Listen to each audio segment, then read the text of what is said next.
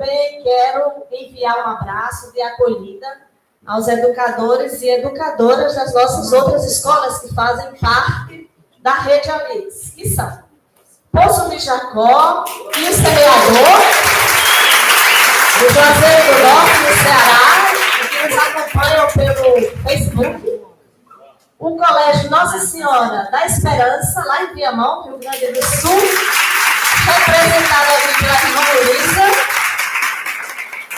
o Centro Social Santo Agostinho, lá em Erechim, Rio Grande do Sul. Eis que 2020 chegou. Que ele seja novo em cada um de nós. É muito bom encontrar vocês. Eu gosto de encontrar com vocês. Eu gosto de olhar para vocês. E de me reconhecer enquanto grande família da Alix Leclerc e São Pedro Fourier. É bom saber que somos herdeiros da missão, da muito bela missão de educar. Que sejamos semeadores e semeadoras do conhecimento, da esperança, da vida, do olhar contemplativo do outro e da outra. Sejamos semeadores e semeadoras do amor que nos habita, o respeito às diferenças, a solidariedade, a escuta e tantas outras belezas que a sociedade atual quer fazer calar dentro de nós.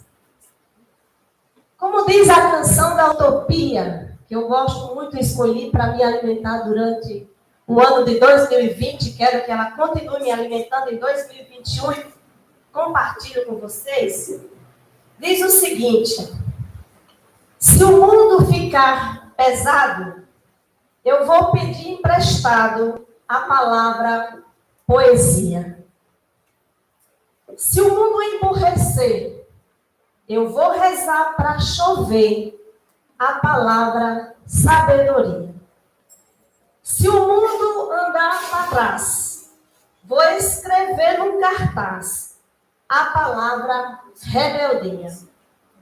Se a gente desanimar, eu vou colher no quintal a palavra utopia. E se a gente desanimar, pegue o tambor e o ganzá. Vamos para a rua lutar e gritar a palavra utopia. Essa utopia que eu quero desejar para todos nós nesse ano de 2021. E hoje, as irmãs de Nossa Senhora, elas têm uma grande alegria, porque nós trouxemos uma irmã nossa para conversar com vocês. Quem é essa irmã? Irmã Maria Valéria Rezende. E ontem eu perguntei para a Valéria, porque ela tem inúmeros títulos, e eu disse: Valéria, me diga 3 coisas que eu posso dizer sobre vocês. Eu já sabia que ela faz essa cara assim. E eu achei muito interessante as 3 coisas que a Valéria disse. Ela disse o seguinte: diga que eu fui aluna das nossas escolas, desde o jardim até a faculdade. Que eu trabalhei na periferia de Santos e de São Paulo. Que eu fui educadora e sou por todo o Nordeste e por toda a vida. Não foi assim, Valéria? Então, eu estou sendo fiel àquilo que Valéria pediu para dizer. E ontem, a gente conversando na mesa, ela falou: olha, na verdade eu sou escritora antes de saber ler e escrever. Mas isso eu vou deixar por conta dela, porque ela vai nos contar. E é isso, é para isso que a Valéria está aqui conosco. E ela começou a publicar os livros dela, os livros de ficção, né? Os livros de ficção, um pouquinho antes de completar 60 anos. Então, Valéria, seja muito bem-vinda entre nós para compartilhar da sua história, da sua trajetória com esse grupo que está aqui, um grupo muito simpático e um grupo muito bom, e que é esse povo que que alarga a nossa tenda da missão educativa na congregação.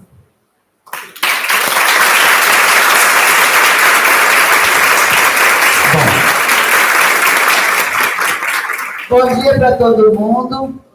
Eu sei que tem aqui pelo meio muita gente que eu conheço bem há muito tempo, mas que, como eu não enxergo direito, eu só vejo por um buraquinho de fechadura, assim. Então, eu só vejo quem está bem na minha frente. Então, quem já me conhecia antes, depois me procura e diga, eu sou eu. A Renatinha não precisa que eu vejo toda hora. Na verdade, eu fiquei pensando, pelo tema que me deram, fiquei pensando, talvez, na verdade, eu não sou uma teórica de coisa nenhuma. Eu me meto na teoria quando eu tenho uma pergunta prática que a teoria pode ajudar. Então, eu não tenho especialidade. Eu tenho sempre muita dificuldade quando me pedem meu currículo. Porque eu não sei fazer meu currículo, porque as coisas que para mim realmente importam. Meu currículo não tem documento. Então, você só pode botar no currículo aquilo que tem um certificado, né? E eu não tenho tanto certificado assim, é meio complicado. Eu mesma não sei. Então, eu estou com 77 anos, meio fraco, meio maluca, e eu cuidei dos meus irmãozinhos. Então, eu queria saber como era, entendeu? E eu tinha um primo, filho do poeta Vicente Carvalho, que era jornalista internacional. Eu adorava, porque ele viajava só com o que a gente chamava de jaqueta de aviador, antigamente. Era uma jaqueta de couro com um monte de bolsos. Então, ele viajava com a roupa do corpo, os passaportes, os papéis de carta de crédito do banco. Não existia cartão de crédito, mas os bancos davam uma carta. E ia-se embora. Eu me lembro de um negócio de Suez. Eu não sei se era um canal, se era uma guerra, o que era. Mas eu me lembro dessa história. Porque ele chegava e ia direto para o lugar da ação. Então, ele era o primeiro jornalista a mandar notícia para o Brasil. Ele depois ele ia lá no telégrafo, escrevia tudo em Morse, mandava para cá. Aí é que ele ia comprar outra roupa, procurar um hotel. E na hora de viajar, a roupa que ele estava usando, ele dizia para a camareira, pode mandar lavar e dê para quem quiser. E se vestia com a roupa limpa, ele continuava a viagem. Era assim que ele viajava. Aquilo para mim, e ele mandava um cartão postal para mim, de onde ele passasse. Que chegava 3 meses depois dele. E depois teve uma época que ele escrevia uma sessão que tinha na revista O Cruzeiro, que se chama O Impossível Acontece. E então, às vezes, ele chegava lá na casa da vovó, juntava a gente, a criançada toda, vamos, me ajude aqui a contar a história de coisas impossíveis que acontecem. E a maioria que ele escrevia era coisas que ele não via mesmo, era um repórter. Mas, aí, quando estava sem assunto, a gente ajudava a inventar. Então, o meu sonho era ser que nem o Ronaldo. Andar pelo meio do mundo com uma jaqueta de aviador, sem carregar nada, vendo coisas incríveis.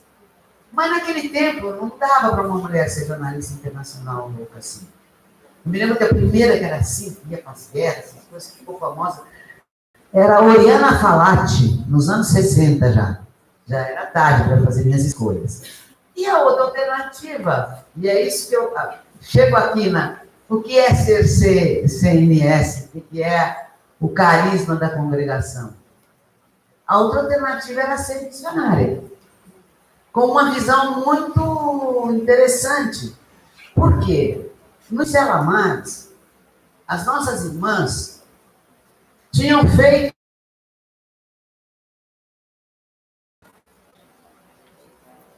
e, infelizmente, acabou. Em São Paulo, você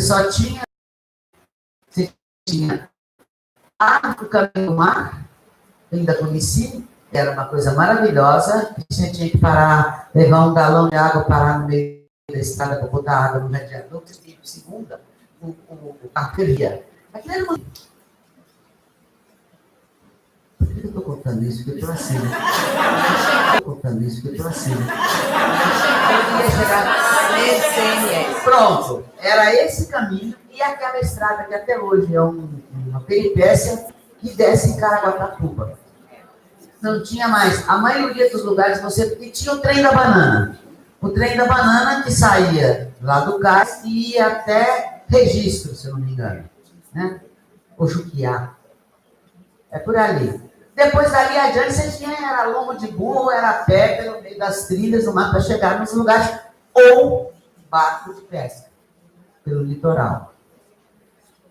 Então, as irmãs, apoiadas pelo bispo, agora eu me esqueci o nome, os nomes estão muito... Mas não importa, era o bispo da época. Daqui a pouco ele vem.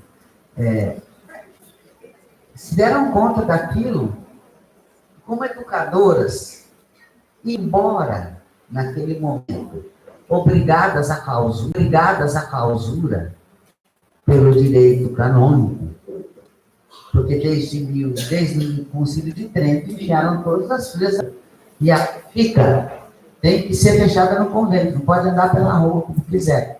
Tanto que quando quiseram fundar a congregação das missionárias de Jesus crucificado, que queriam que elas pudessem andar na rua e na casa das pessoas, não é uma congregação religiosa, é um instituto. Agora já é, porque mudou tudo. Mas quando foi fundado, eles fundaram com uma sociedade, não sei do que, como se fosse Elas faziam os votos, mas os votos não eram. Tinha que refazer os votos todo ano. Era uma confusão, porque a estrutura eclesiástica não aceitava. Elas faziam os votos, mas os votos não eram. Tinha que refazer os votos todo ano. Era uma confusão, porque a estrutura eclesiástica não aceitava se não tivesse na... Mas as nossas irmãs conseguiram lá uma licença especial, e depois dessa licença especial elas aprontaram. E então você tinha a equipe da ala que andava pelo litoral todo, ou ia de trem até Registro, de lá para lá ia, sei lá como, que andava pelo litoral todo, ou ia de trem até Registro, de lá para lá ia, sei lá como, porque tinha gente suficiente para ir em cada praia do litoral. Então elas iam, ficavam 3 meses no lugar, aí dava aula. Alfabetizava a gente, sobretudo as moças. Porque os rapazes iam pescar, estavam preparados para ser pescadores e passar o dia inteiro no mar. Ou caçador o dia inteiro no mar. E as moças tinham uma vida mais permanente. Então, era na base da educação de base. Então, era alfabetização, e formá-las como alfabetizadoras dos outros também. Puericultura, horticultura, tudo aquilo que faz a vida cotidiana, que tinha recursos para melhorar se você soubesse as técnicas, né? E foram formando essas moças que se chamavam as alaístas, que até algum tempo atrás ainda, quando eu andei lá para aqueles lados, eu encontrei alaístas. E depois elas acabaram fazendo comunidades nossas, nos lugares, mais ainda, quando eu andei lá para aqueles lados, eu encontrei alaístas. E depois elas acabaram fazendo comunidades nossas, nos lugares. Então, tinha uma comunidade em Ubatuba, uma comunidade em Apiaí, lá no sul. Onde mais que tinha? Era Ubatuba para o litoral norte, Apiaí para o litoral sul. Bom, enfim, agora informações factuais. É bom porque quando a memória encolhe, sobra um espaço maior para a imaginação. Então, para quem é ficcionista, é uma beleza, sabe? Não me importando se era bem assim ou não era bem assim, eu invento. Agora, como eu estou convencida de que não há nada, todos nós, aliás. Há pouco tempo me chamaram na Universidade Federal da Paraíba para falar sobre as relações entre arte e ciência. Eu digo, olha, é uma fronteira completamente porosa. Eu digo, olha, é uma fronteira completamente porosa. Porque você não pode fazer verdadeira ciência sem criar hipóteses novas. E a hipótese é uma obra. Então, o cara, ele não vai ser o grande descobridor de coisa nenhuma. Ele vai só desenvolver um pouquinho mais do que outros descobriram. As grandes novidades que a ciência pode descobrir depende de um artista. Quer dizer, o cara que tem ideia maluca ali vai pesquisar e não é que estava certo. Ou não era bem assim, mas ele descobre outro caminho. Bem, estava falando? Estava falando da Laís. Então, eu tenho certeza que não há nada de tão sublime, nem de tão abjeto, que algum ser humano já não fez.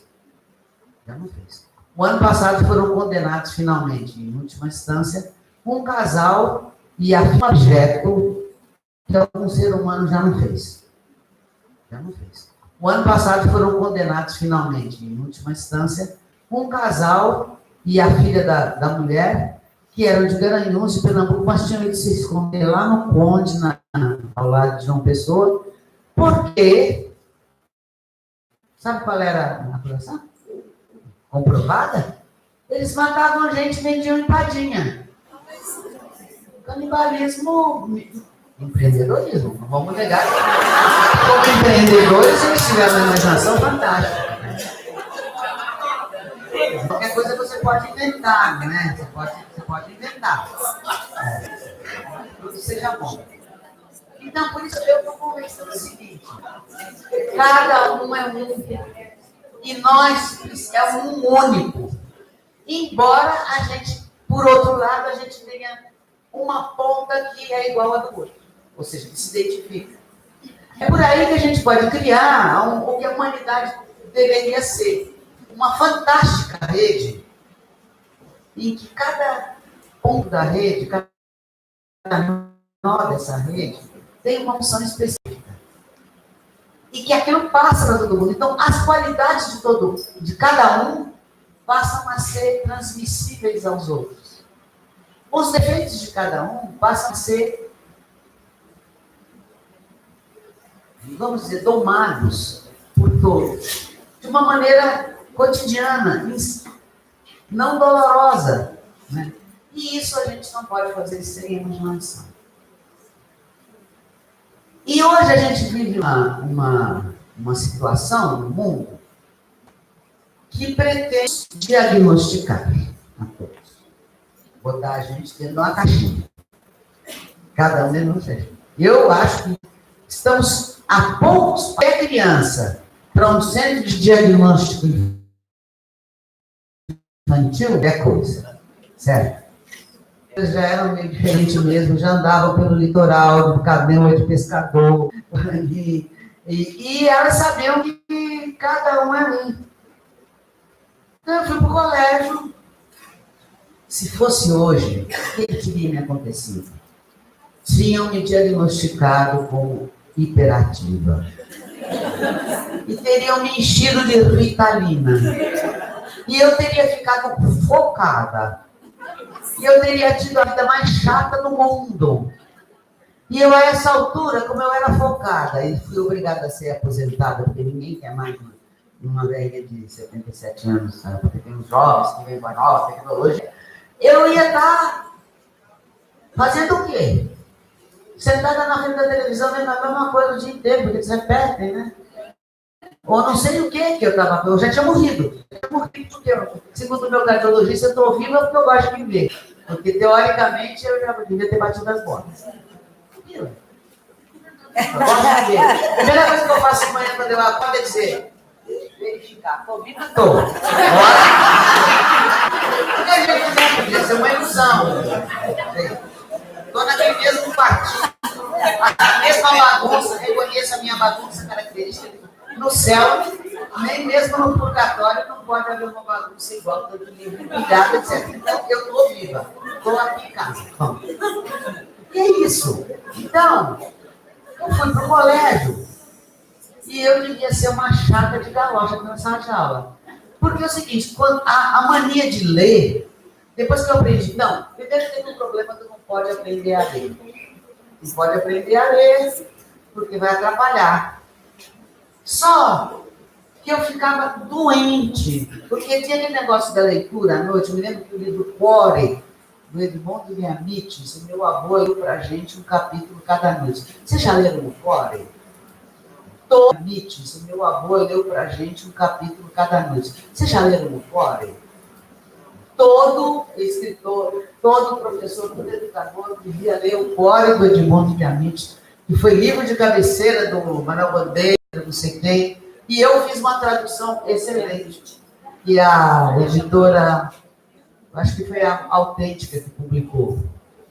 Está muito bem feita a tradução, porque eu vivi um tempo no norte da Itália, então eu entendia muito bem a língua.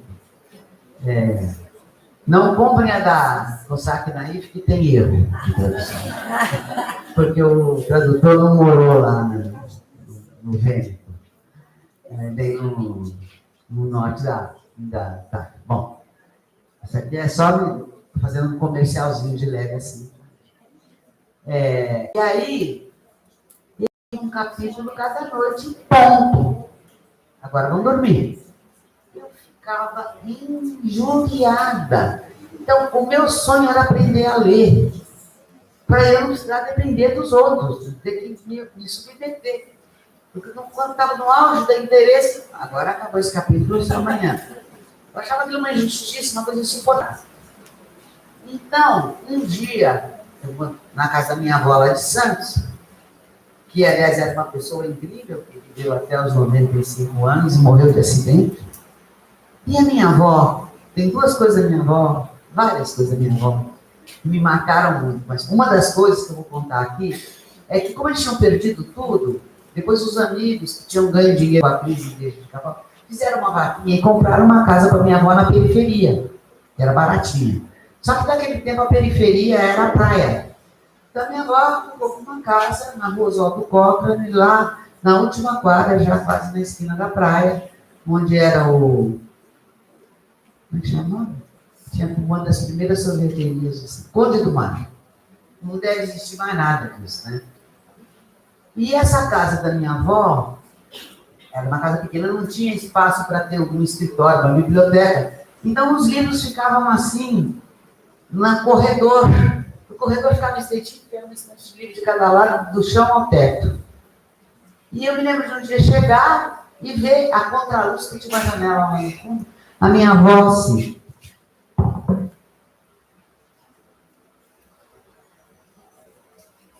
Eu achei que ela estava procurando algum livro. Ela não estava. Eu falei, vó, você está procurando livro? Quer que eu te ajude? Ela disse, não, filha, eu não estou procurando livro nenhum, não. Eu sei muito bem onde estão todos os livros que me interessam. Eu estava aqui pensando, os outros acham que nós ficamos pobres. Então, tudo isso, a minha vida foi muito marcada por isso daí. O que a gente tinha de oferta era livro. O resto era a nossa imaginação que tinha que criar. Eram histórias que nos contavam, mas que vinham nos livros. O que me causou vários mal-entendidos ao longo da vida. Mas, enfim, eu queria aprender a ler. Aí, sábado, domingo, a gente ia para a casa da minha avó, que era perto da praia. E eu encontrei um dia fuçando nos livros, eu vivia fuçando nos livros. Eu encontrei um livrinho, que era assim, uma figurinha, uma palavrinha. Uma figurinha, uma palavrinha. Uma figurinha, uma palavrinha. Era um livro encadernado e uma roupinha dessa grossura. Com o desenho em livro de pena. Não era nada colorido. Eu me lembro da primeira vez que eu vi um livro infantil colorido, foi uma coisa de espanto, já era grande. Aí, eu falei, tá, é isso aqui. Aí o que eu fazia? Naquele tempo, papel higiênico não era um rolo, era um retângulo assim, que ficava enfiado num gancho, de um tipo papel impermeável, sei lá. Aí eu ia para casa da vovó com um lapisinho no bolso do shortinho. Quando estava todo mundo distraído, eu ia no banheiro, eu pegava o livrinho, escondia aqui, ia para o banheiro, pegava o papel higiênico e copiava em cada folha do papel higiênico a figurinha, cada letra daquela, né? Eu já era desenhista, porque desenhar podia. E Levava para casa uns 10, 15 cada dia. Cada vez que eu ia na casa da minha avó e aprendia. Copiava. Quando cheguei no colégio, logo no primeiro, no segundo dia, eu catuco a menina do lado. Você sabe ler? Não sei ler, porque aqui nesse colégio a gente não pode saber ler. Quando a gente chega nesse colégio, eu sei ler e sei escrever. Aí, a menina, professora, essa menina aqui diz que ela sabe ler aqui nesse colégio, a gente não pode saber ler quando a gente chega nesse colégio, não sei o quê. A professora, por sorte, me conhecia muito bem, porque era de uma família amiga, a Cidinha do Vale. Cidinha chama, Maria Valéria, vem aqui. Eu fui lá. Você sabe ler? Eu sei ler, eu sei escrever. Ela pegou o papel e disse, tu escreve uma coisa aqui para mim. Eu fui lá e escrevi. Com letra de imprensa, mais ou menos. Né? Ela disse, o que foi que você escreveu? Eu disse, sofá. Estava sério.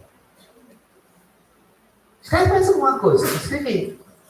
Ela disse, o que foi que você escreveu agora? Boneca. Não, eu tinha escrito Pompê, porque o livro era em francês.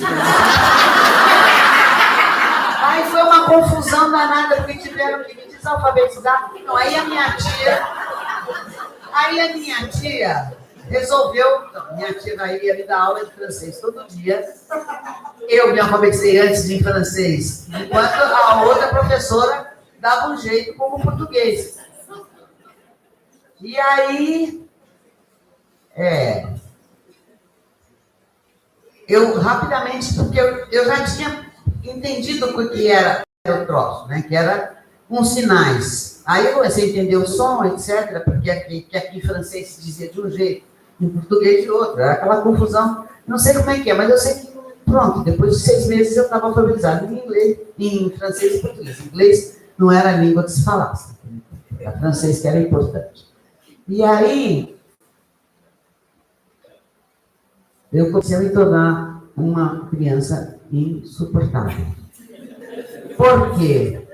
A gente voltava de Belo Horizonte uma semana antes de começar as aulas, e eu tinha uma fome de ler, eu lia de tudo. Quando a gente chegava em Belo Horizonte, comprava material escolar, que naquele tempo era aqueles livros, Haroldo de Azevedo, se eu não me engano, um livro de geografia, que era um calhamaço assim, que tinha umas partes com a letra maior, outra com a letra miudinha, que não era o mais tão importante, né? Era Joaquim Silva, História do Brasil, não sei quem, tá? E eu pegava, a mamãe botava a gente na mesa de jantar, para encapar tudo, com papel madeira, escrevia com a letra bonita dela, acabou de encapar os meus livros, eu me trancava no meu quarto, eu tinha 4, 5 dias ainda, eu lia os livros dele. Quando eu chegava no colégio, eu ia ficar fazendo na sala de aula, a professora repetindo aquilo que eu já tinha lido. Então eu pintava e bordava. Eu ficava mastigando um pedacinho de papel, ia tirando com a régua, assim, estilingando com a régua no ouvido, assim, colega. Aí o que as irmãs fizeram? Elas acharam uma saída ótima. Começou com a Maria Lúcia, que era o gênio o modelo da minha vida, né? Me chamando lá para a diretoria dela, para eu ajudá-la. Então, ele dava uma pilha de revista e dizia assim, olha, eu preciso de muita fotografia de carro, ou de qualquer coisa. De carro, avião, qualquer coisa que ande. Aí eu sentava ali, recortava, achando que estava fazendo o serviço mais importante. E assim foi. Eu tinha serviço, eu era encarregada de carregar o material da professora. Então, eu saía da sala para levar o material da professora até a sala dos professores. Qualquer professora que eu visse carregando coisa, eu era carregar o carrego da professora.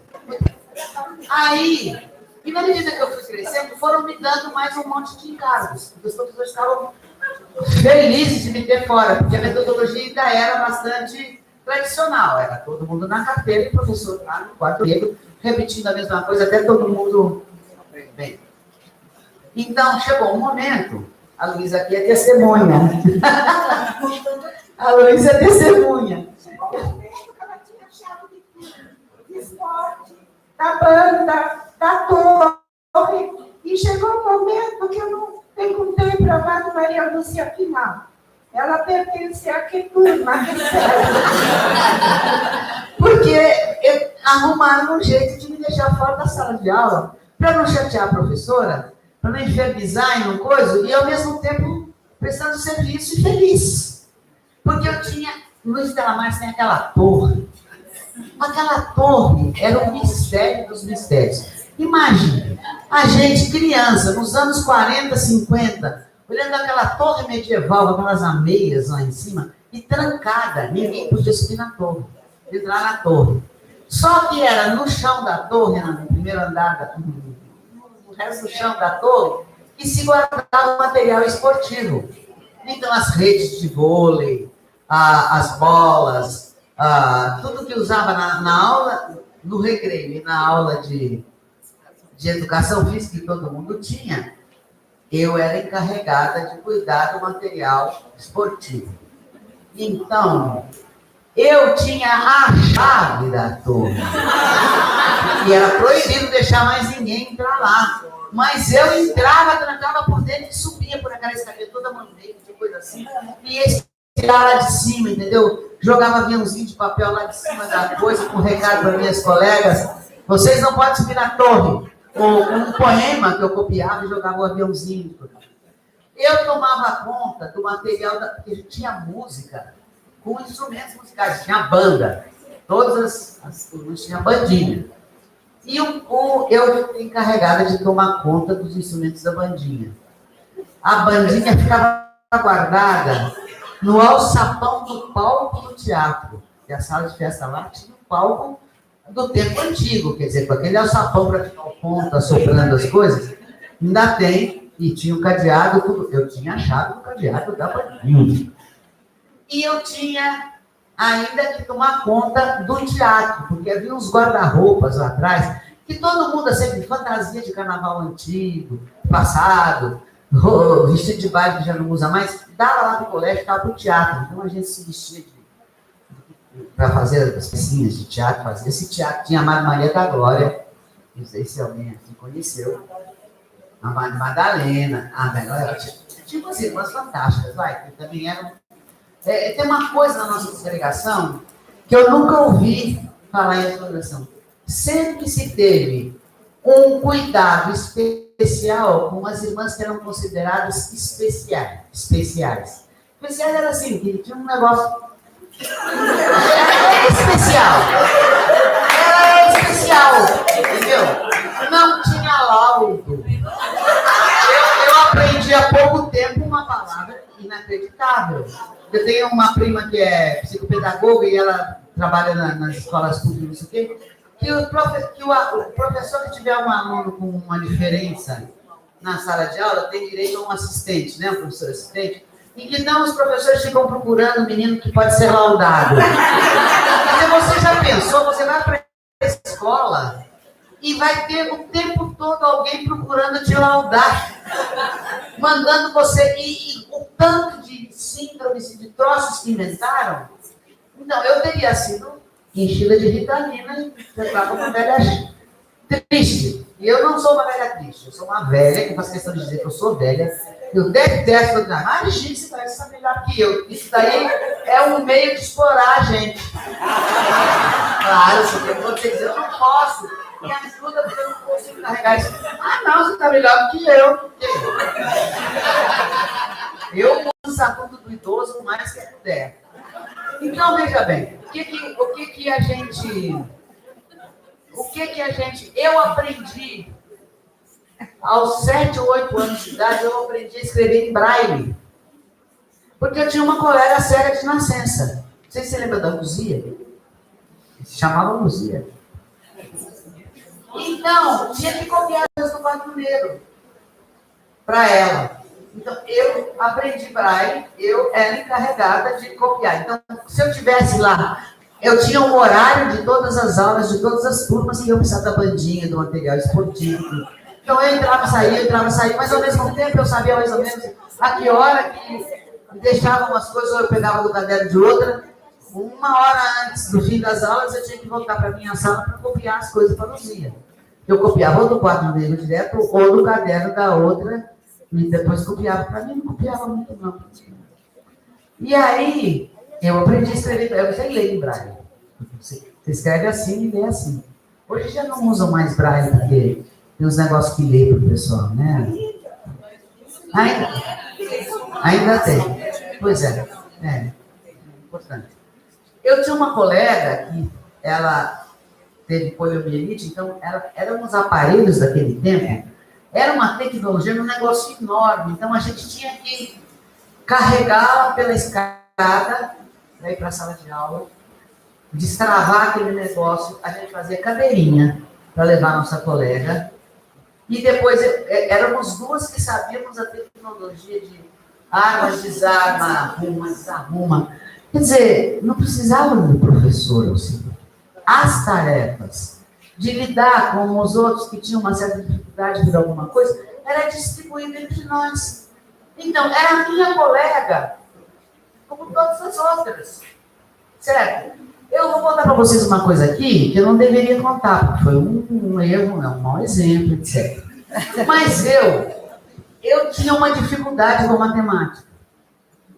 Porque é o seguinte, como o meu mundo sempre foi o da imaginação e da imagem, porque grande parte da minha vida eu me criei na casa do meu avô, que era pintor, retratista, porque eu não sou fotógrafo, sou retratista, e ele coloria os retratos com, não tinha filme colorido naquele tempo, com pastel, é uma coisa maravilhosa, pintor, gravador, restaurador, ele acabou fazendo, ele foi morar em Belo Horizonte, não tinha nenhuma galeria de arte, nada, ele acabou fazendo uma galeria de arte, um antiquário, e a minha mãe aprendeu tudo com ele, e a minha mãe toda a vida também acabou de criar os filhos quando o papai morreu com isso, né? A Renatinha sabe as coisas que a mamãe fazia, de ouvir dizer, né? Então, para mim era o mundo da imagem.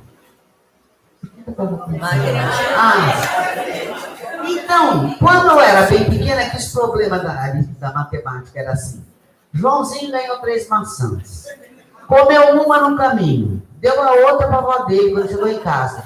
E a outra ele dividiu na metade para o melhor amiguinho dele. Comeu metade da outra na minha. Eu desenhava uma história em quadrinhos. Eu não usava um número. Eu fazia uma história em quadrinhos. Joãozinho vindo pelo caminho com 3 maçãs. Joãozinho comendo uma maçã. Joãozinho dando a maçã para a avó. E vai diminuindo a maçã que está na mão. Depois ele cortando a maçã. Depois eu olhava ele comer um brinquedo aqui, ó, metade aqui. E dava o resultado. Comeu uma maçã e meia. Estava certo? Estava certo. Mas depois começaram a fazer a gente fazer conta assim. 728 dividido por 32. Mas 728 o quê? Dividido por 32 o quê? Eu vou ficar fazendo esse negócio aqui para não chegar em nada. Não tinha o menor sentido. Agora, eu tinha uma colega. Eu tentei me lembrar, mas os nomes estão embaralhados na minha cabeça. Que hoje ela seria diagnosticada como disléxica, tinha que tomar remédio, ir numa clínica especial, fazer um treinamento, ser laudada para botar em outra professora só para cuidar da gente disléxica. Mas você sabe que a gente resolveu a nossa vida todinha, as irmãs nunca desconfiaram. Estou desconfessando agora. Mas não conta para as mais velhas que já se foram, porque eu enganei eles. A nossa vida escolar inteirinha, do 2º ano primário, porque no primeiro era só da história em quadrinho. Até terminar o ginásio, a gente sentava perto, eu dava cola para ela dos próprios português e ela me dava cola da matemática. Por que não entramos? Fazer uma equação de 2º grau, que é aquele negócio que você bota x, y, um negocinho, um parênteses, e você pergunta, mas é o quê? Está falando do número de quê? Nada. Não, eu achava uma coisa sem pé nem cabeça. Então, eu não sei nada de matemática, eu sou escritora. Essa minha colega, diferente, ela casou com um canadense, foi viver no Canadá, ela é uma arquiteta e engenheira famosa lá no Canadá. Eu já fui lá, vi as coisas que ela faz com uma certa, um tom, assim, miemarístico. Então ela tem muito sucesso. Para quem não saber escrever? Bem, no caso, ela desenha. E para que eu preciso fazer equação de segundo grau? Mentira. Vou botar algum romance na equação de segundo grau? A pessoa que está justamente querendo escapar da equação de segundo grau quando vai ler um romance. Não tem sentido. Então, esse é um grande problema. É que tem um sistema educacional regido pelo Estado. Que tem que ser, porque para você, embora tenha dificuldade de ser aplicado, mas você tem que garantir o mínimo para todo mundo. Só que o mínimo para todo mundo se tornou ultimamente o Enem. Então as escolas têm que se tornar uma espécie de linha de montagem para o Enem. Então e todo o currículo, os programas, os livros, eles são imaginados e produzidos, porque não há outro modo, para turmas supostamente homogêneas de um aluno médio, que não existe, que tem uma média de interesse por tudo igual. Essa pessoa não existe. Não há nenhuma pessoa que corresponda a isso. Então, o professor tem que ter um jogo de cintura danado. Ou então, ele vai seguir rigorosamente aquilo e tem uns 4 ou 5 alunos que encaixam ali, naquela. E o resto vai infernizar o professor. O que a gente pode fazer? O que a gente pode fazer? Eu acho que essa é a grande questão hoje da educação. Porque, por outro lado, também dizer, não vai deixar que a família que educa, como tem gente que diz, né? E não bate bem. Como que a família que vai educar? Porque se a família está na rua trabalhando. Então, a família não vai educar, a família vai entreter a criança. Ela dá um tablet. Se duvidar, tem família que prende a criança com um cinto enquanto a mãe sai para ir no supermercado, sei lá o quê, deve amarrar a criança com um arreio, assim, uma poltrona, com um tablet na frente, para a criança ficar vendo o mesmo desenho, o mesmo enquanto não há condições. Também ela não tem mais o quintal que a gente tinha. Você não pode mais deixar o bando das crianças por conta própria. Eu me lembro da minha mãe, às 5 horas da tarde, ela começava. Ó, Sônia! Até a minha vizinha de trás, que talvez vocês conheçam, a professora da USP, a Regina Elza Solitrini. Ela era a nossa quintal dava na beira do quintal dela. Então a gente ficava pulando o muro. E a mãe dela chamava assim. Sônia, as crianças estão aí. Ela dizia, não, acho que eles foram lá para casa, não sei o que. Aí ela chegava no outro mundo e falava, fulano, as crianças, até achar as crianças, obrigadas a gente a voltar para casa, para tomar banho, botar o pijaminha, jantar e ir para a cama.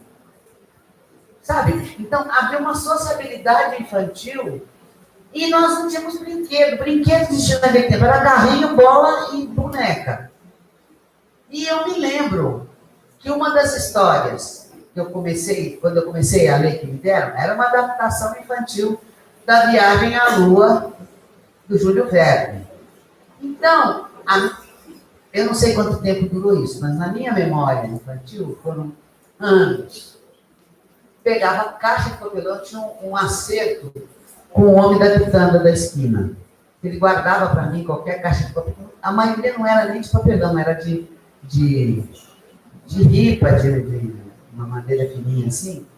E eu construí, na minha imaginação, na minha memória imaginativa, durante anos, um foguete para ir à Lua, com aquelas caixas.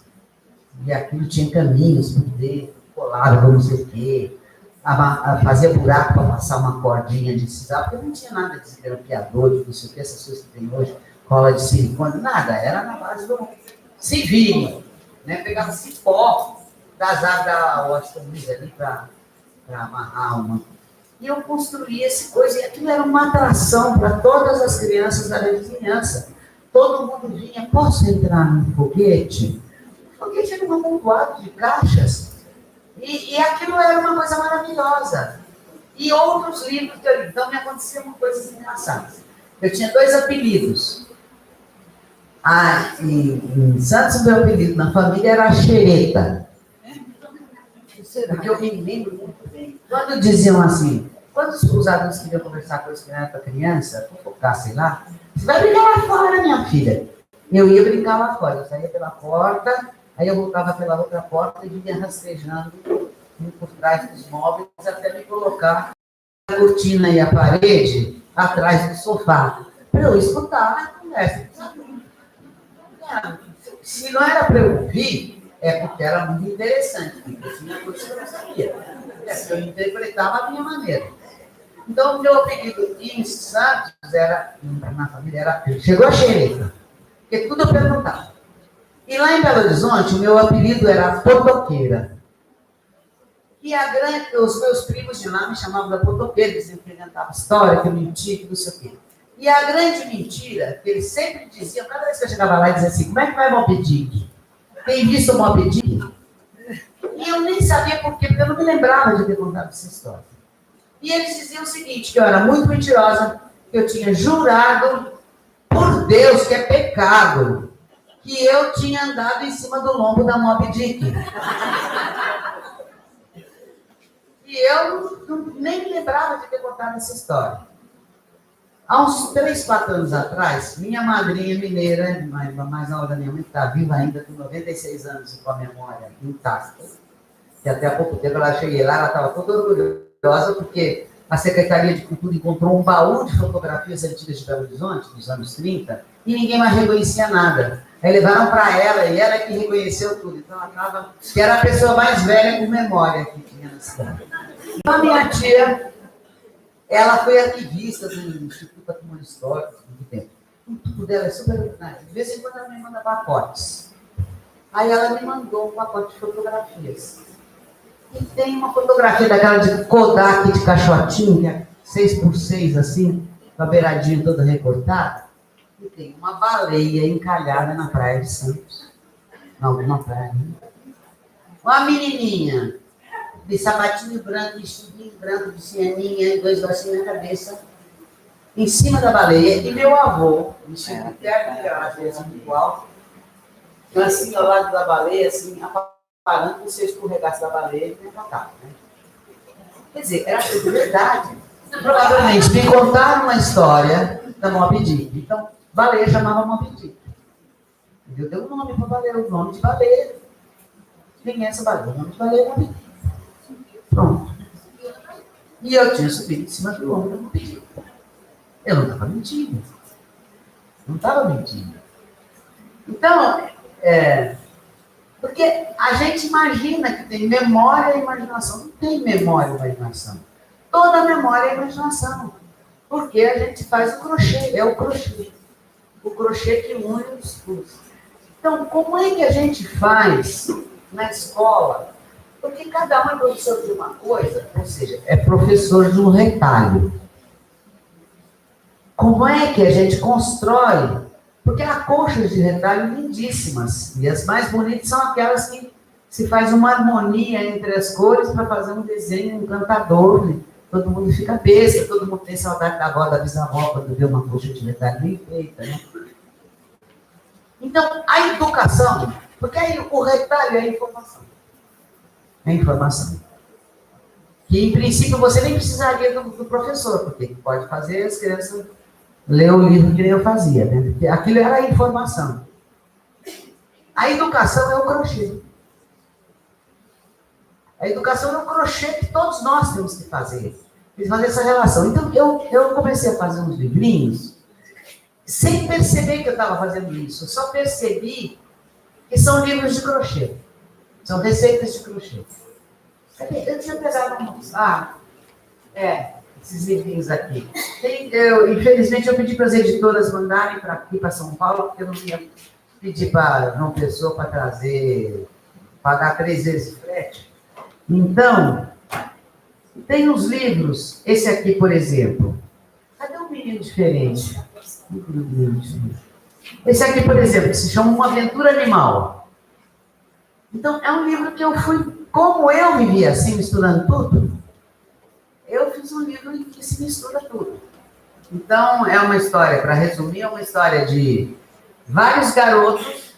Eu tinha estado em Rondônia, eu não conhecia Rondônia, tinha estado em Rondônia porque a Unesco com o Ministério da Educação, mais da Cultura, mais do não sei o que, da Justiça, fizeram, quando começaram a criar os presídios federais, quiseram fazer oficinas que ficam em cela solitária o tempo todo. E a única coisa que pode entrar e sair da cela é livro. Então, eles queriam fazer uma série de oficinas de leitura literária para ensiná-los a ler. Foi uma prova de desconhecimento total. Aí me chamaram, eu fiquei espantado, perguntei primeiro, com tanto funcionário que tem na Unesco, não sei o quê, mas é que as pessoas ficam temerosas, não sei o quê, e você não tem medo de nada. Tá bom. Aí eu falei, não, mas eu não posso ir sozinha. Porque eu chego lá, eu tenho a cara da avó deles. Então eles vão ser uns amores comigo, vão fingir, fazer de conta que estão interessadíssimos. Porque eles, primeiro que eu estou fazendo eles um benefício de tirá-los mais 2 horas, ou 3 horas, ou 4 horas por dia de dentro da cela. Cheguei lá, era uma grade assim, a gente tinha que ficar aqui, não podia chegar a menos uma faixa amarela, porque eles podiam agarrar a gente pela garganta, você ficar de refém. Era uma coisa de alta segurança. E eu chego lá e descubro todos eles livres. E aí eu comecei a fazer uma oficina literária. Mas aí eu disse, eu não posso ir sozinha.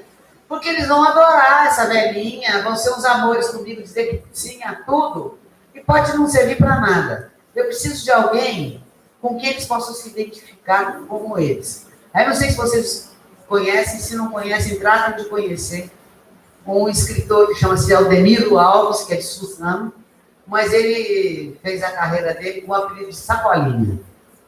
Podem abrir no Google, perguntar escritor Sacolinha, que vocês vão ver um monte de vídeo. E eu conheci o Sacolinha, falei, pô, é o Sacolinha. O Sacolinha nesse tempo tinha 25 anos, e ele é negro, ele vinha da periferia, ele conhece tudo. Falei, não, para mostrar que não precisa ser uma velhinha, né? Você tem outros caminhos na vida que não são. Aí nós dois fomos. E foi engraçado porque a gente começou a preparar tudo por e-mail, né?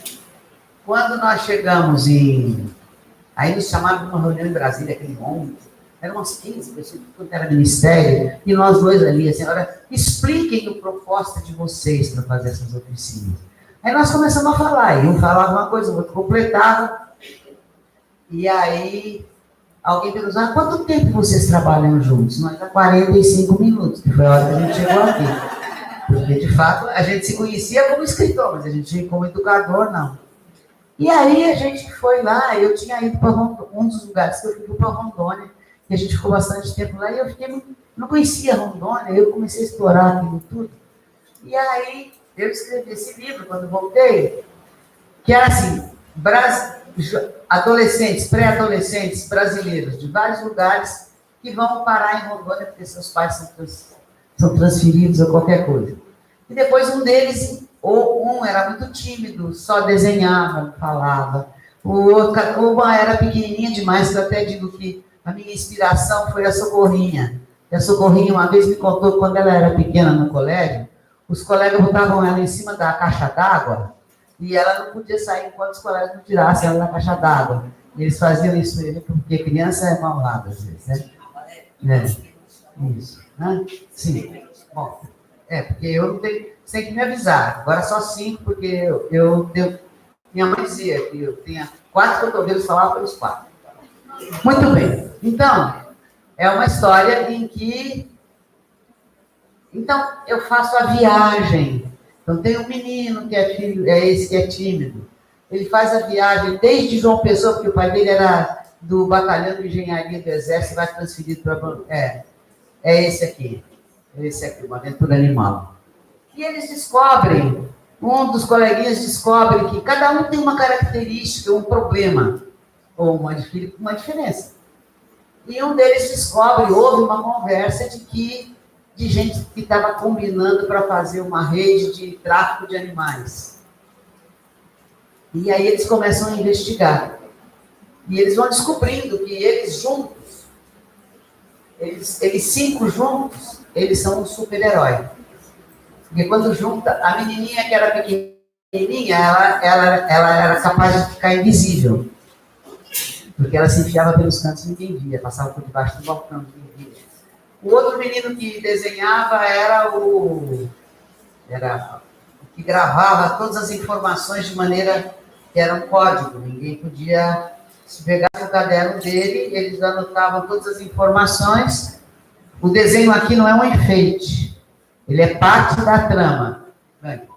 E assim vai. E aí eu fiz esse livro assim, ele foi mal distribuído pela editora, a editora fez uma bobagem, e ele não ficou muito bom. Mas eu andava um pouco com ele, e o pessoal dizendo, nossa, esse livro, a gente fez a maior, nós começamos a trabalhar em 4 matérias com esse livro.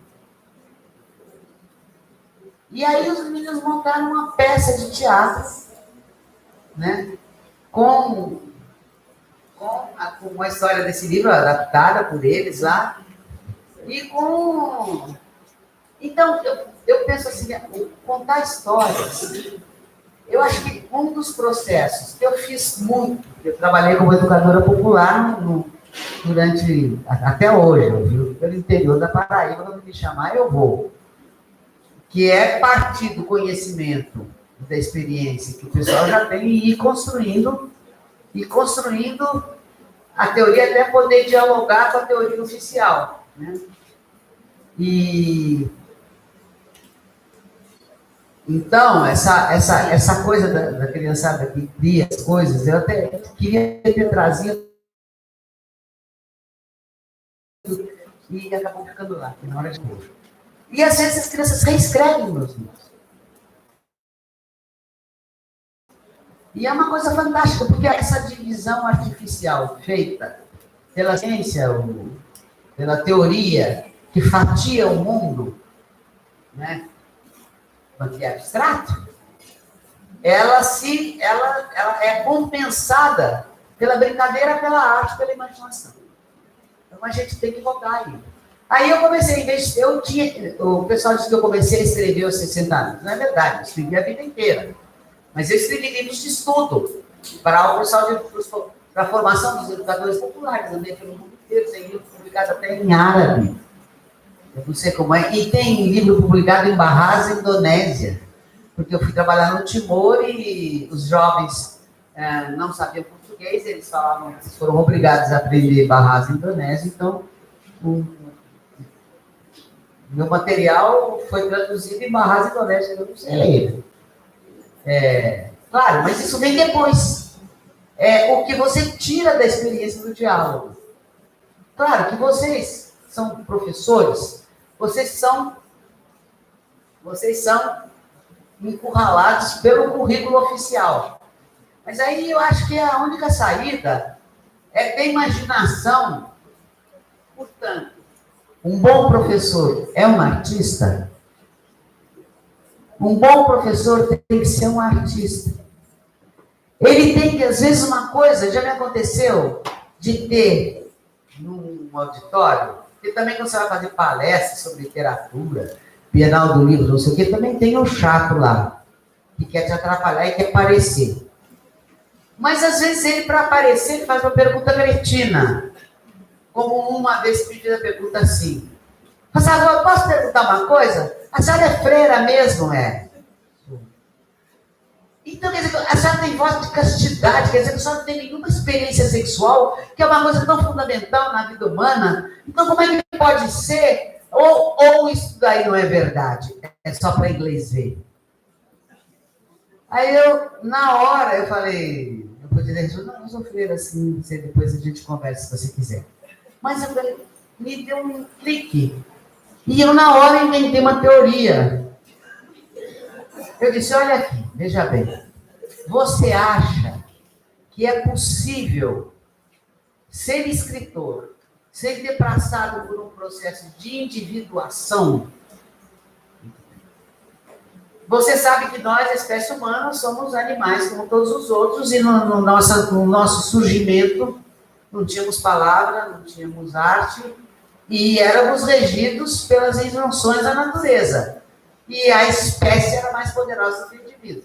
O indivíduo estava a serviço da perpetuação da espécie como qualquer outro animal. Então, você não tinha processo de individuação nenhuma. É provável, e a gente estudando algumas culturas, a gente vê que, sim, é provável que a decisão de não reproduzir tenha sido um dos primeiros atos de insurgência do indivíduo frente à espécie.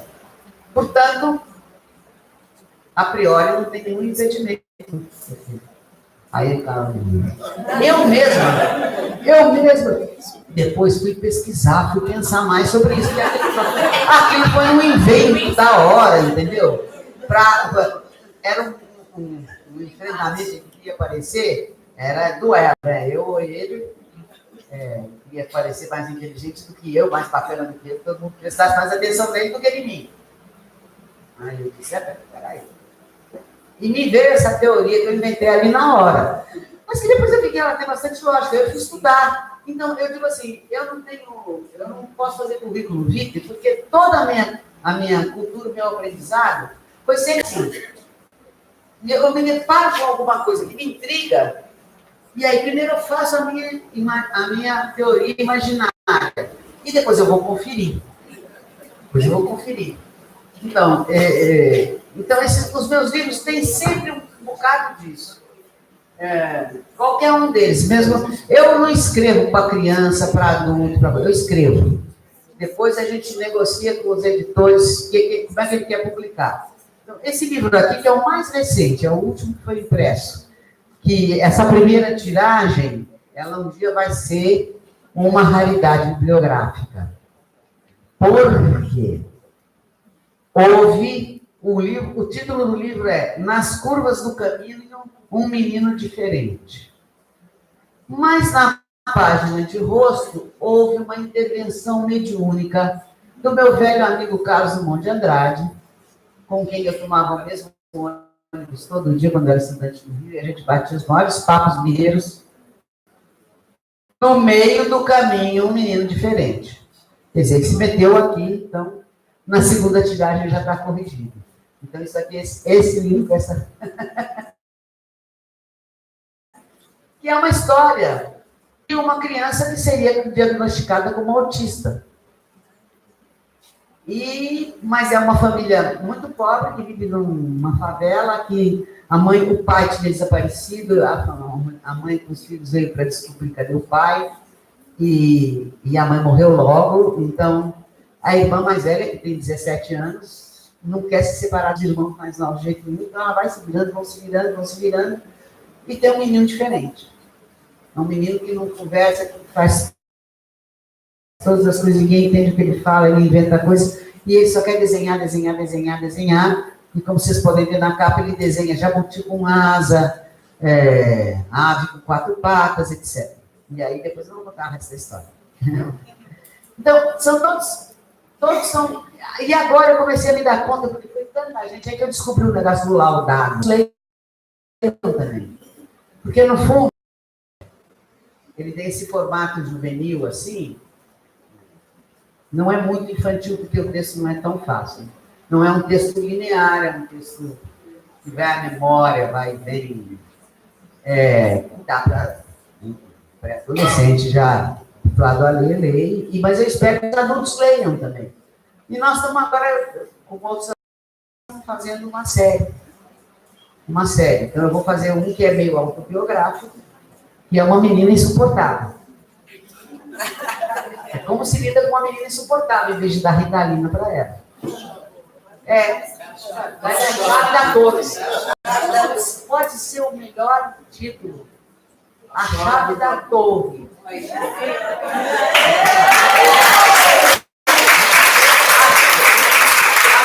insuportável é a Chave da Torre. Porque esse negócio do menino da menina, eu preciso dar no título, porque a gente vai fazer... Já temos uma equipe, cada um está pegando um tipo de síndrome de não sei o quê, aquelas coisas com uma opção de letra que eles inventam agora que as crianças têm, e não tem mais ninguém normal. E eu sempre fui fiel à audiência. Deu para... Então, tempo nem nada, eu nem tenho noção de tempo.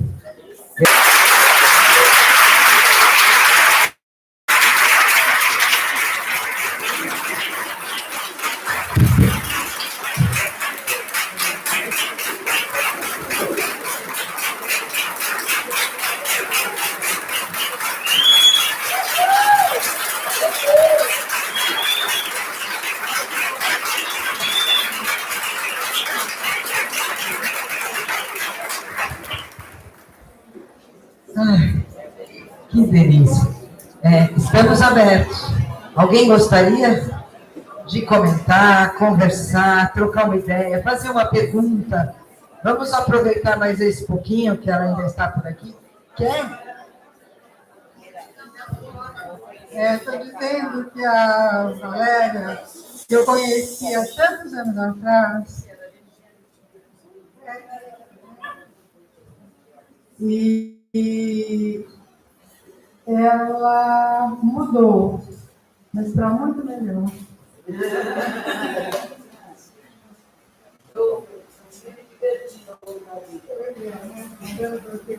Pela horta, pelo pátio, né? De véu, eu lembro de véu fazendo fica lá na casa. Eu sempre andei com ele, agora eu me enxergo.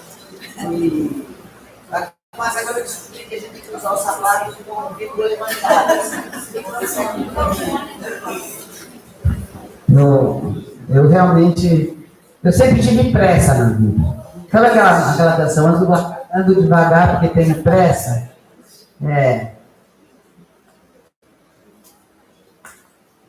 E eu sempre consegui enfiar dentro do trabalho tudo que eu gostava de fazer.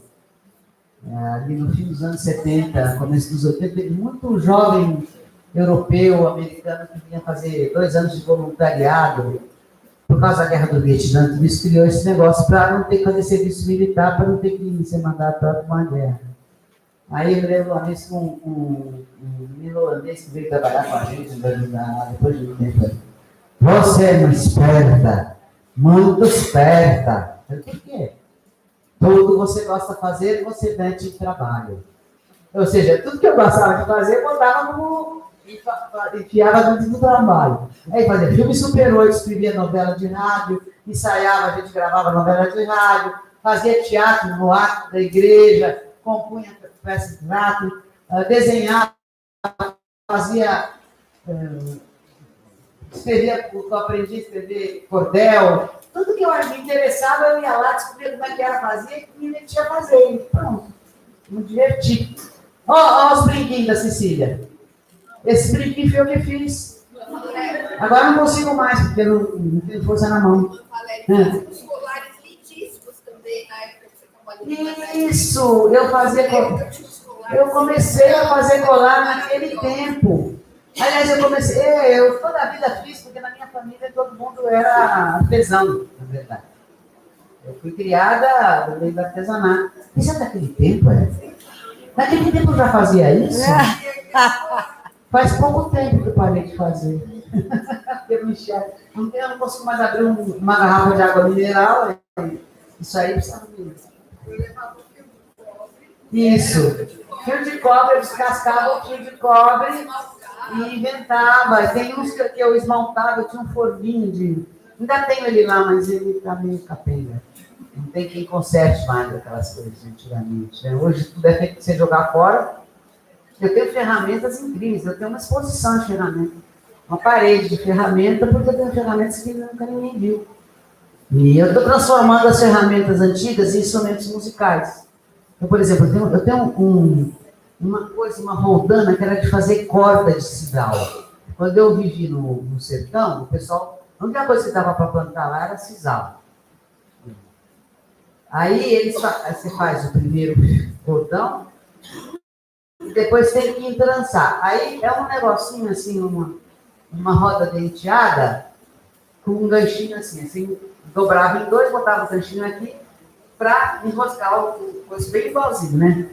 E, claro, ninguém mais faz cordão assim. Mas aquilo tem um som que é uma coisa linda. Eu tenho um sobrinho que é compositor,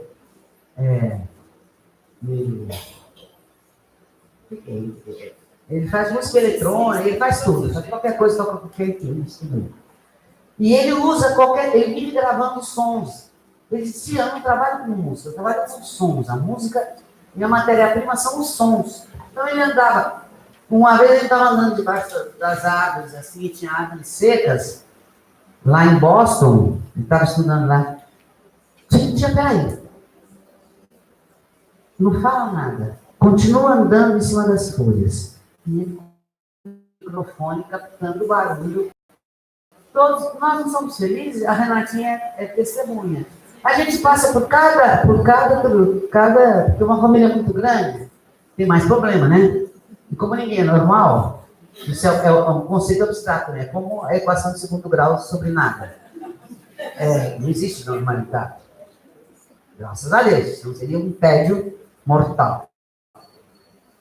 E aí, a gente consegue, a gente não briga entre si, a gente se diverte entre nós, cada um está inventando uma coisa, os meus irmãos todos, agora virou tudo escritor. Todos passamos pela face de ser atores, de ser qualquer coisa. Então, meu recado, se ninguém tem alguma pergunta, tem? Bom, porque eu fico meio frustrada quando ninguém perguntar nada. Bem, primeiro eu gostaria de agradecer, foi um privilégio poder te ouvir, né? E eu gostaria de fazer a seguinte pergunta. Você falou de uma infância aí muito ativa, né? Quando as crianças podiam correr, experimentar e criar, né, muitas narrativas, e tudo isso permitia que elas pudessem ser criativas, né? Hoje a gente sabe que as crianças não têm tantas dessas oportunidades, ou pouquíssimas dessas oportunidades. O que você diria para os nossos professores, que ainda a gente tem um currículo e uma escola vive para vestibular, embora nós não sejamos uma escola voltada a isso, sejamos uma escola humanista. Os pais exigem. Sim, mas que ainda tem livro didático, que ainda tem assédio por tecnologia, e ainda aulas que insistem em ser da informação, e não tanto da criação, do levantamento de hipóteses. O que você diria para os nossos professores? Olha, eu diria o seguinte, não vejo outra saída. Inventem um modo de fazer crochê em todos os pequenos intervalos entre uma coisa e outra. Por exemplo, você pode... As crianças pequenas, elas têm aula, não sei o que aqui, e tem uma aula de educação física lá no jardim, não sei onde é que é. No meio do dia letivo, tem percursos a fazer, não é? Então, é uma coisa que me veio na cabeça agora. Desafie as crianças para, cada semana, inventar um caminho diferente para ir daqui para a sala de música, sabe? Certo? E cada um vai ver nesse caminho uma coisa que é invisível para os outros. E não é nada, é o tempo mesmo que você ia levar para levar as suas crianças da aula de matemática para o salão de ginástica, eu não sei como é que é mais a estrutura aqui, você vai para o laboratório. Então, olha, no caminho para o laboratório, primeiro que a gente tem que descobrir um caminho novo. E um caminho novo onde tem uma porção de seres invisíveis. E cada um de vocês vai tentar ver um ser invisível, que você só vê pela imaginação. E quando chegar lá, vocês vão contar cada um que ser invisível que fez. O próprio professor tem que assumir uma atitude, ser igual a criança.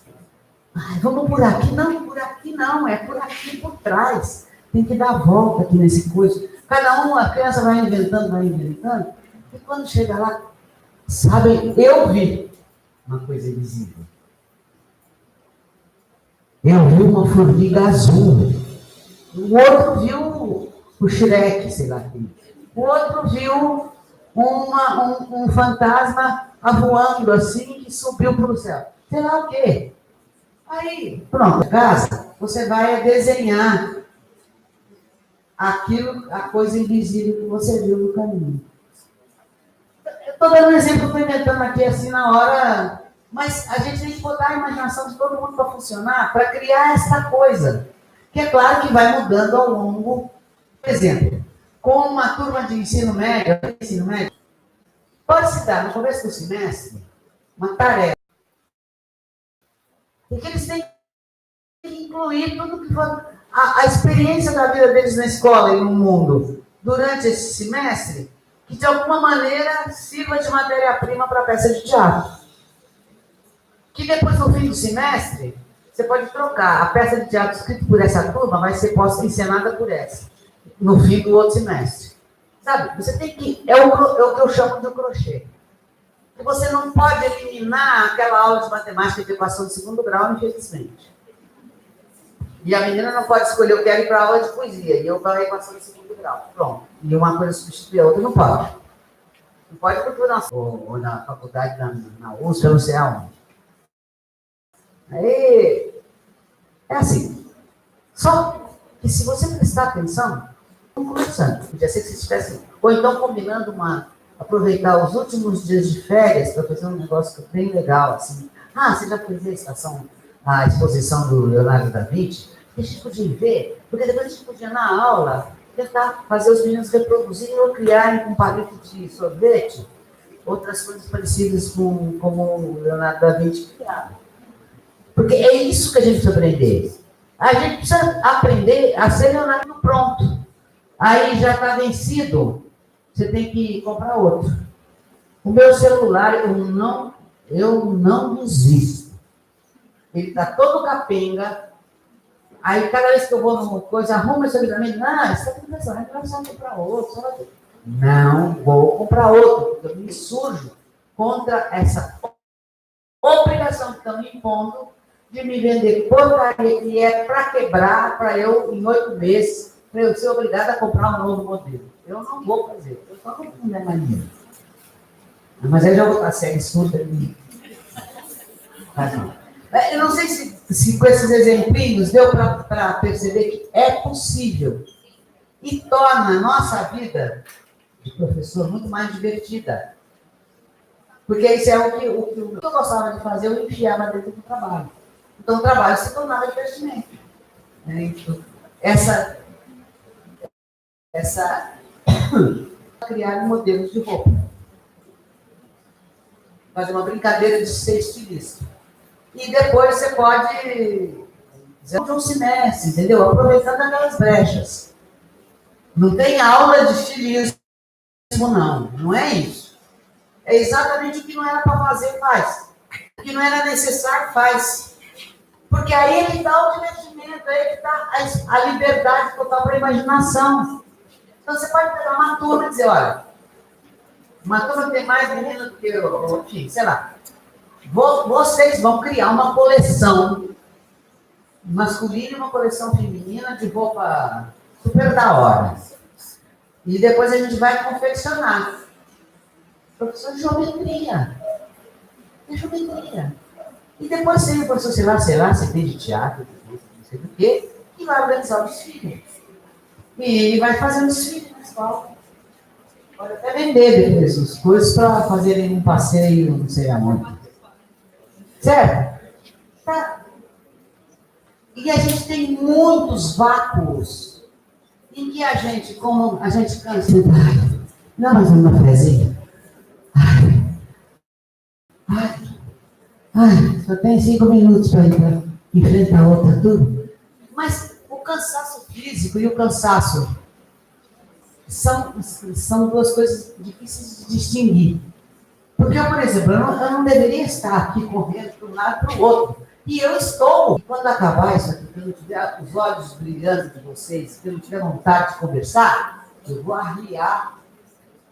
Mas é porque o entusiasmo pelo que eu estou fazendo, um dos problemas que eu tenho é que quando me pedem, quando me chamam para a universidade, me querem que eu mande antes o texto para... O que eu vou falar? Eu não tenho a menor inspiração para...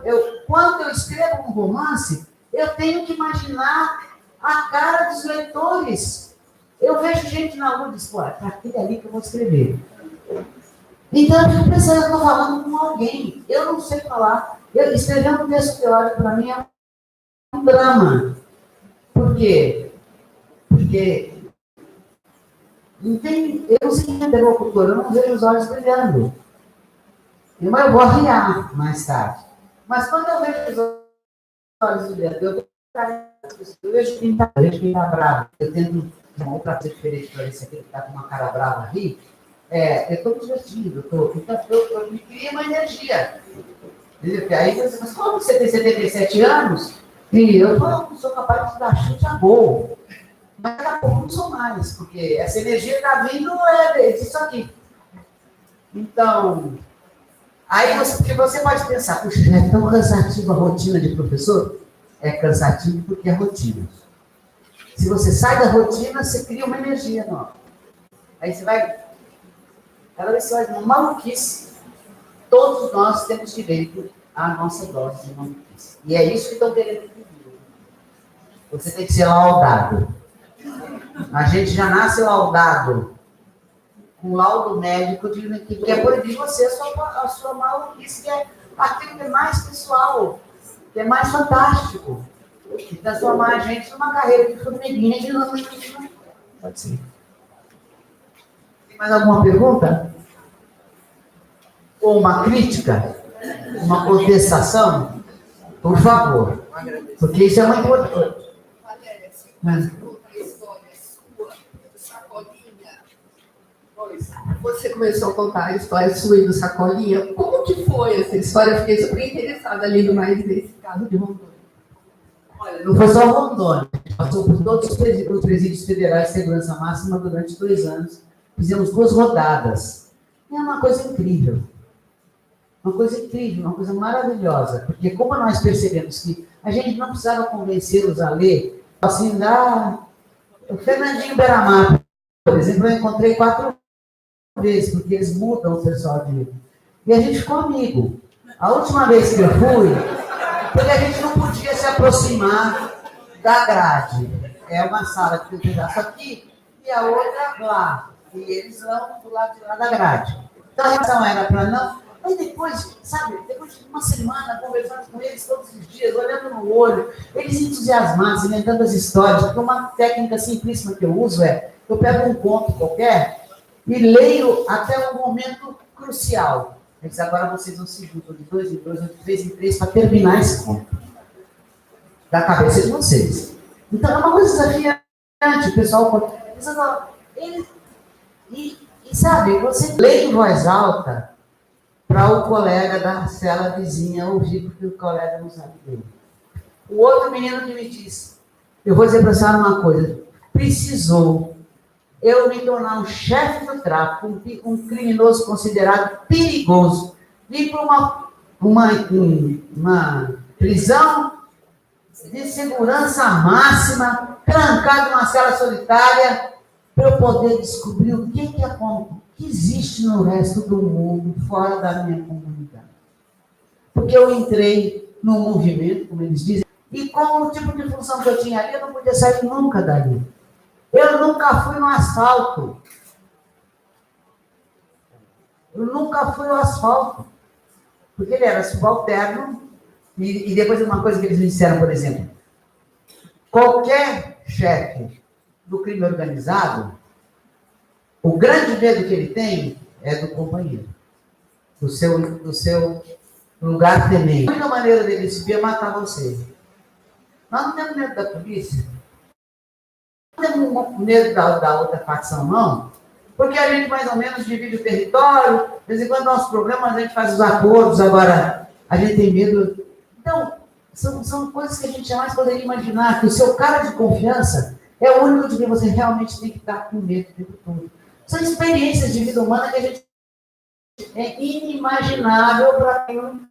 Aí eu me lembro que na última vez já sabiam, e eu encontrei o Fernandinho 4 vezes, porque como ele é hiper inteligente, super, ele só ficava 1 ano em cada presídio para não criar.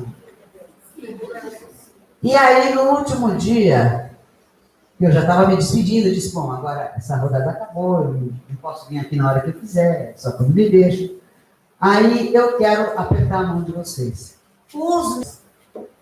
Tem rapazes e moças, tudo na porta ali, ficaram gélidos. Aquela alegria. Aí o Fernandinho Beiramar pega a minha mão e diz assim, a senhora sabe quem eu sou, né? Luiz Fernando, acho que sei sim. Eu falei, então, fizemos coisa. E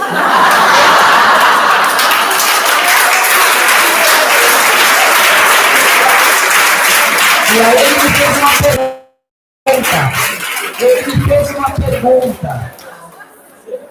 ele me fez uma pergunta, né, eu acho que foi nessa última vez que a gente se encontrou. Eu disse, professora, eu sou professor, deixa eu perguntar uma coisa. Quais são os livros que um homem não pode deixar de ler para dizer que ele conhece alguma coisa de literatura? Eu vou pegar pesada. Aí eu falei, Tolstói. E a Repaz eu já li, o que mais? Eu falei, pegue Ana Karenina, que é bem grosso. Dostoiévski. Crime e Castigo eu já li, o que mais? Pegue os Irmãos Karamazov. E assim ia. Ele tinha lido a obra principal, que é a única coisa que ele pode fazer, ele já estava há 4 anos no presídio. Então, e esse menino que disse que ele descobriu o que existia no resto do mundo depois que foi preso, ele escreveu um romance depois. Que o Sesc, eu acho que publicou. Eu sei que mandaram para mim o original dele, eu fiz uma certa revisão crítica, assim, porque também ele não tinha. E depois o pessoal do Ministério da Justiça, com o Sesc, publicaram. Quer dizer, todo ser humano é um mistério. É um mistério. Você descobre, eu digo, por que você não escreve? Não tem jeito para escrever. Não tem. Você que não sabe. Você que não sabe. Você te convencer de que você não tem jeito. Nós somos postos nos trilhos pela sociedade de hoje mais do que antes. Porque nos botam antes no trilho. A criança com um ano já bota ela no trilho. Por mais inovadora que seja a escola. Então, não tem outro jeito. O jeito é a gente aprender a fazer crochê nos intervalos. Inventar umas maluquices assim, usar da imaginação. O que é muito bom para nós. Que você vai ficar, em vez de você estar no trânsito, pensando, ai meu Deus, esqueci que eu tinha que pagar a conta da luz. Ainda tem mais chatice pela frente. Será que... Você vai estar imaginando, como é que eu posso fazer uma coisa bem surpreendente para os meninos? Ou como é que a gente... Ou os professores, por exemplo. Poderia ser uma coisa chocante para usar. Assim, bouleversant, não estou achando, estou só achando a palavra em francês, estou achando em português. Assim, agitadora, assim. Os professores se darem uma tarefa, que todo mundo fica sabendo, que os professores decidiram criar 2 times de basquete, e eles têm que daqui para o fim do ano aprender a jogar basquete, fazer uma demonstração e uma competição com os alunos do fim do ano. Sei lá, estou inventando qualquer coisa. Basquete talvez não dê mais, né? Eu não enxergaria nem de estar a sexta. Mas, enfim, ou montar uma peça de teatro, ou fazer um musical, ou compor um coral, ou uma orquestra. Uma orquestra com instrumentos musicais inventados pela gente. Então, uma orquestra que vai ter panela, cuscuzeira, um negocinho meu de fazer corda. Fica procurando na sua casa um objeto qualquer que, quando você pega, faz um barulho esquisito. Fechar a tampa de um notepad que já não presta mais. Sabe? Tirar uma peça de dentro da impressora velha e transformar num apito, numa flauta. Inventem coisas fora da caixinha. O nosso problema hoje são as caixinhas. E você encaixotar as pessoas. O mundo todo está nos encaixotando. E esse negócio de todo mundo ter laudo é um encaixotamento. Porque a própria... Meu pai, que era um médico mais naturalista, sim, parece que é um princípio da homeopatia. Não há doenças, há doentes. Eu cansei de ouvir dizer, estava começando a especialização, ele dizer, não é possível, onde que está esse excesso de especialização? Porque se um médico só entender de fígado, todo mundo que entrar no consultório dele vai sair com uma prescrição de remédio para o fígado. Porque o fígado de ninguém é igual ao fígado do livro de anatomia. Está desenhado no livro de anatomia. Então, nós temos que recuperar, resgatar a imaginação. E para isso é muito bom a gente voltar para a arte, dar uma passada pela arte mais antiga, para esse prático, porque a física quântica veio depois, a filosofia veio depois, a música veio depois, para conhecimento do nosso. Só sei que nada sei. Sejamos socráticos, mas não nos desanimemos, divirtamos-nos com a nossa ignorância que nos dá a liberdade de inventar.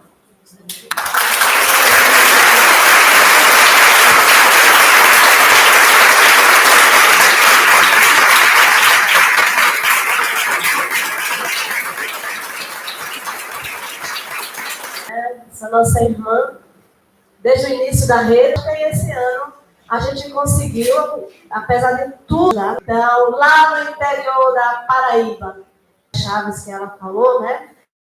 Mas traduzir caviar em rapadura, né? No Nordeste. Então, isso é muito bom. Obrigada, Valéria, e obrigada a vocês pela acolhida da nossa irmã, que significa a nossa congregação de ser e de fazer.